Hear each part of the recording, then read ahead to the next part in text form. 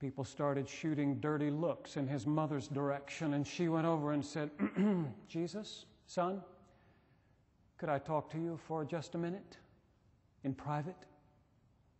Yes, what is it? Well, they've run out of wine, she said. And he said, what is that to you and me?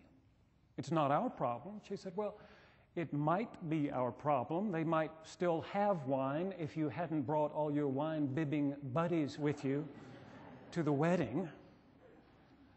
And then, before she had even asked him to do anything, she turned to the fireman and said, you, do whatever he tells you.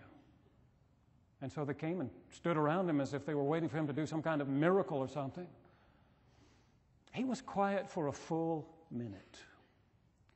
His hour had not yet come. He was weighing the consequences of his actions, wondering what would happen if he did what he was about to do.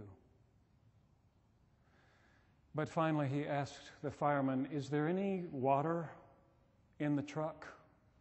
Oh yes, they said, we keep it full of water. You never know when a fire is going to break out. All right, he said, why don't you drag the hose in here and fill up that wash tub hanging on the wall.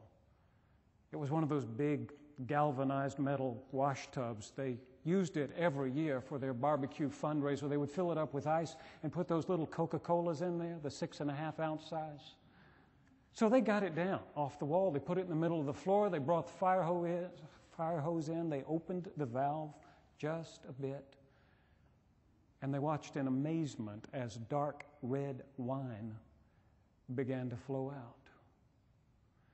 If they had known anything about such things, they might have known that it was a good Chateau Lafite from an excellent vintage year. But they didn't. The Methodist minister, on the other hand, who had conducted the ceremony and who was kind of a snobby socialist activist type from New Jersey, took one sip of that wine and said, well, now that is good wine. And that's when everyone there looked down at that wash tub full of wine and then looked at the hose leading out to the truck. That truck that was full of water right up to the brim. And that's when they realized, with a tingling shiver of excitement, that this was going to be the best wedding reception they had ever attended. And then they looked back at Jesus and felt the little hairs on the back of their neck stand up. No matter how you tell the story, it is that moment that matters. The moment of epiphany, when the door between heaven and earth is opened just a crack and the light begins to seep in around the edges. It's that moment in the Gospels where people begin to see Jesus for who he really is. John calls this miracle in Cana a sign. And like all signs, it points to something else. You see, water turned into wine, and that's something. But then you look at the one who did it, and that's something else altogether. John says that Jesus did this, the first of his signs, in Cana in Galilee, and revealed his glory, and his disciples believed in him. Did you catch that? John doesn't say that they believed in miracles. He says they believed in him, in Jesus. But what did they believe him to be? A miracle worker? A magician?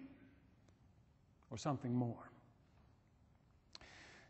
There was an old legend in those days about the Messiah, God's anointed, who would come to his people Israel and set them free. Not everyone believed that legend, of course, and not everyone believed it in the same way, but some of the rumors about the Messiah were that when he came, he would usher in a new age. And one of the characteristics of that age would be unprecedented abundance. There would be plenty of everything, and in a land where there was hardly ever enough, that was something to hope for. Listen to this passage from Isaiah 25. The Lord will destroy the shroud that is cast over all peoples. He will swallow up death forever and wipe away the tears from all faces. On this mountain He will make for all peoples a feast of rich food, a feast of well-aged wines, of rich food filled with marrow, of well-aged wines strained clear. Or this one from Jeremiah 31. They shall come and sing aloud on the height of Zion, and they shall be radiant over the goodness of the Lord, over the grain, the wine, and the oil, and over the young of the flock and the herd. Their life shall become like a watered garden, and they shall never languish again.